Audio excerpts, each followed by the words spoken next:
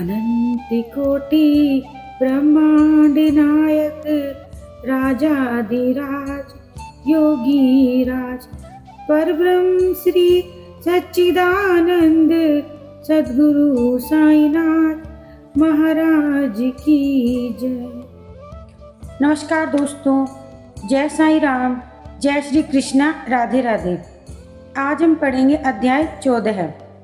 आज के अध्याय में हम पढ़ेंगे नांदेड़ के रतनजी वाड़िया, संत मोला साहिब, दक्षिणा मीमांसा, गणपतराव बोडस, श्रीमती तरखड़, दक्षिणा का मर्म आदि।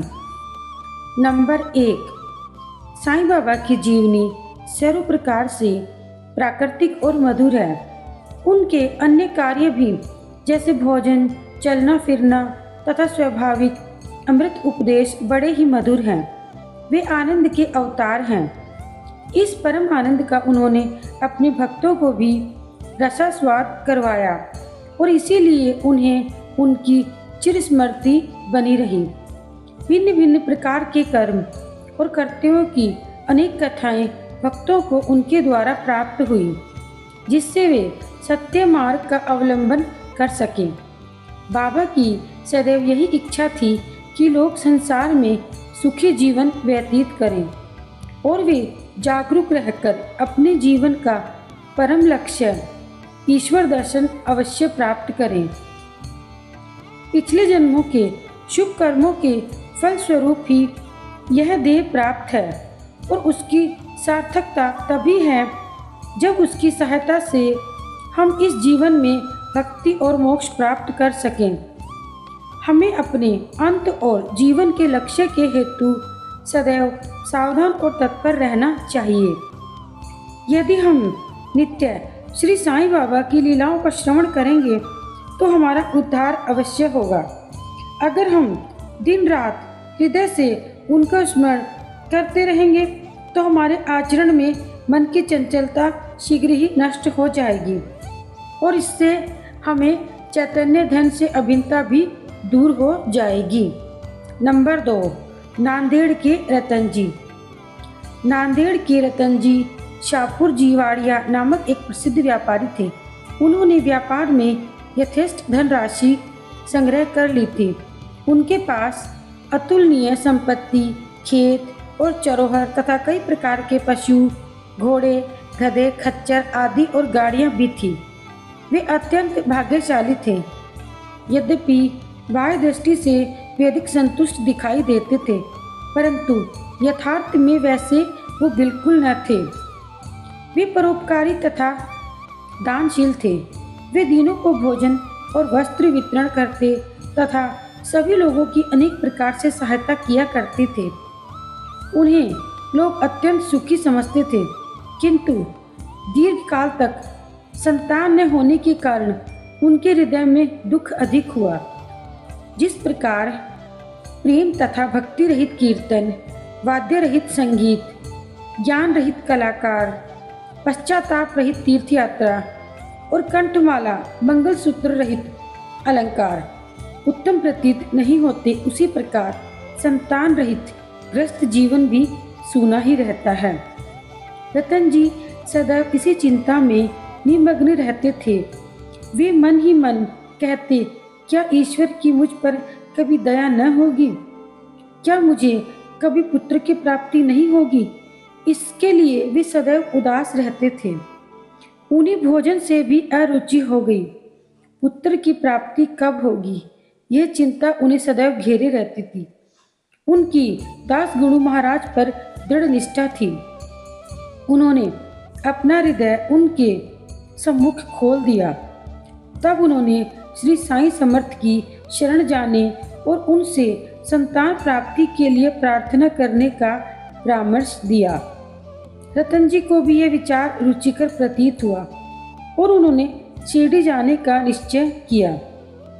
कुछ दिनों के पश्चात वे शिरडी आए और बाबा के दर्शन कर उनके चरणों पर गिरे। उन्होंने एक सुंदर हार बाबा को पहनाकर बहुत से फल फूल भेंट किए।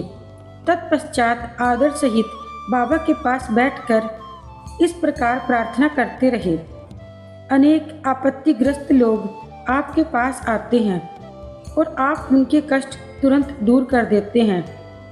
यह कीर्ति सुनकर ही मैं बड़ी आशा से आपके श्री चरणों में आया हूँ। मुझे बड़ा भरोसा हो गया है, कृपया मुझे निराश न कीजिए। श्री साईं बाबा ने उनसे 5 रुपये दक्षिणा मांगी, जो वे देना ही चाहते थे, परंतु बाबा ने पुनः कहा, मुझे तुमसे 3 रुपये 14 आने पहले ही प्राप्त हो चुके हैं, इसलिए केवल शेष रुपये ही दो। यह सुनकर रतन जी असमंजस में पड़ गए। बाबा के कथन का अभिप्राय उनकी समझ में न आया। वे सोचने लगे कि यह शिरडी आने का मेरा तो प्रथम अवसर है और यह बड़े आश्चर्य की बात है कि इन्हें 3 रुपये 14 आने कैसे प्राप्त हो चुके हैं। ये इस पहेली को हल न कर पाए। बाबा के चरणों के पास बैठे रहे तथा उन्हें दक्षिणा अर्पित कर दी। उन्होंने अपने आगमन का हेतु बतलाया और पुत्र प्राप्ति की प्रार्थना भी की। बाबा को दया आ गई। वे बोले, चिंता त्याग दो, अब तुम्हारे दुर्दिन समाप्त हो गए हैं। इसके बाद बाबा ने उदी देखकर अपना वरद हस्त उनके मस्तक पर रख कर कहा, अल्लाह तुम्हारी इच्छा पूरी करेगा। बाबा की अनुमति प्राप्त कर रतन जी नांदेड़ लौट आए और शिरडी में जो कुछ हुआ उसे दासगणों को सुनाया। रतन जी ने कहा, सब कार्य ठीक ही रहा।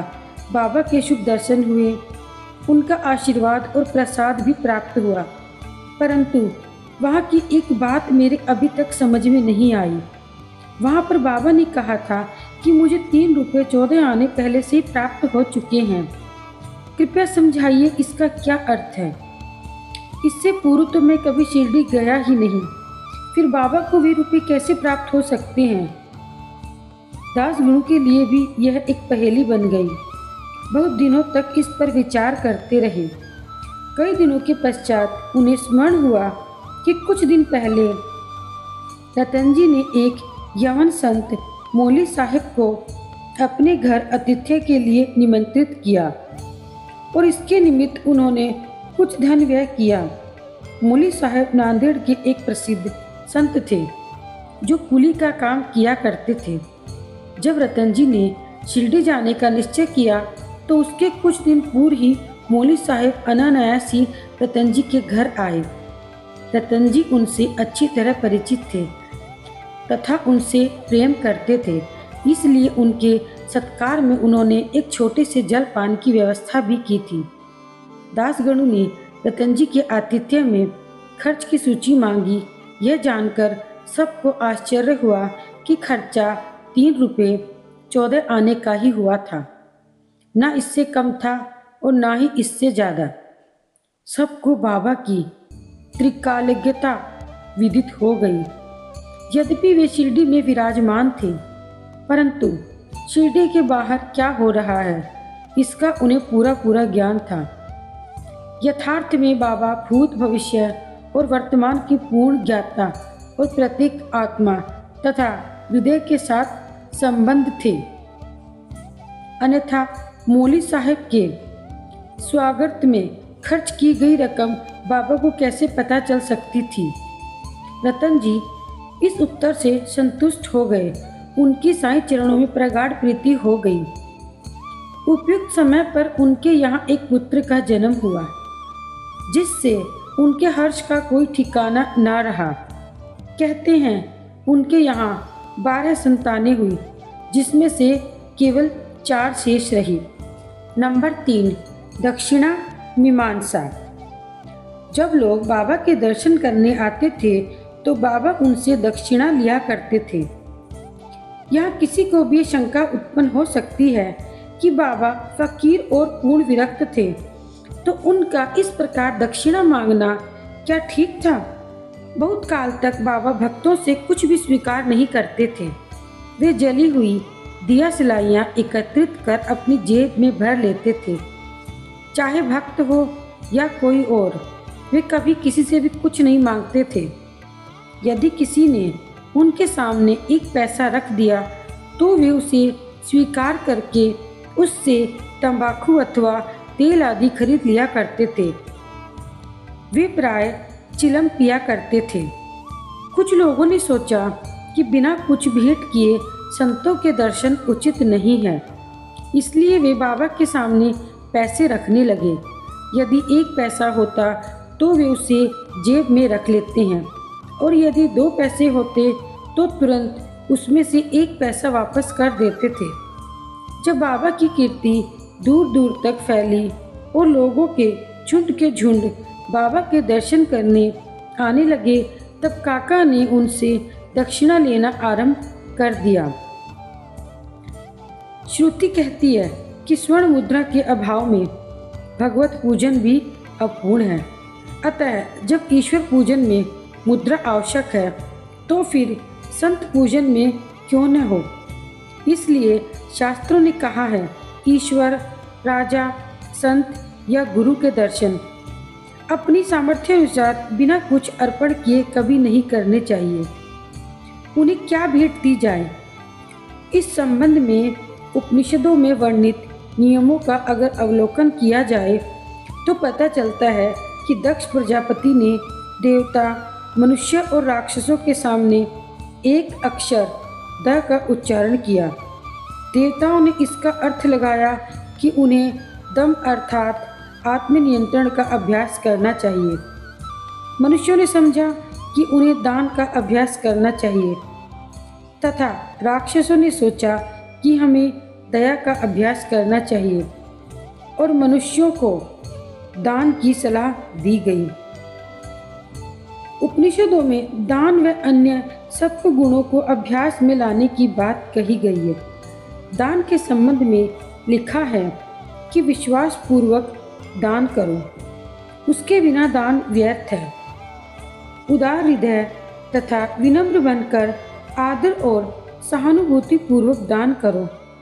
भक्तों को कांचन त्याग कर पाठ पढ़ाने तथा उनकी आसक्ति दूर करने और चित्त शुद्ध कराने के लिए बाबा सबसे दक्षिणा लिया करते थे, परंतु उनकी एक विशेषता भी थी। बाबा कहा करते थे, जो कुछ भी मैं स्वीकार करता हूँ मुझे उसे 100 गुना से अधिक वापस करना पड़ता है। इसके अनेक प्रमाण हैं, जिसमें एक है, श्री गणपतराव बोडस अपनी आत्मकथा में लिखते हैं कि बाबा के बार बार आग्रह करने पर उन्होंने अपने रुपयों की थैली उनके सामने उड़ेल दी।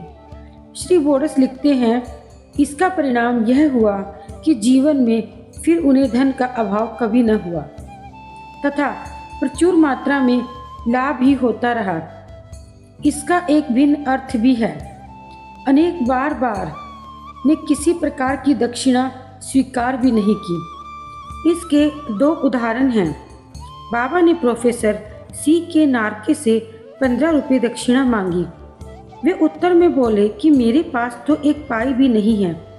तब बाबा ने कहा कि मैं जानता हूँ तुम्हारे पास कोई द्रव्य नहीं है, परंतु तुम योग वशिष्ठ का अध्ययन तो करते हो, उसमें से ही दक्षिणा दे दो।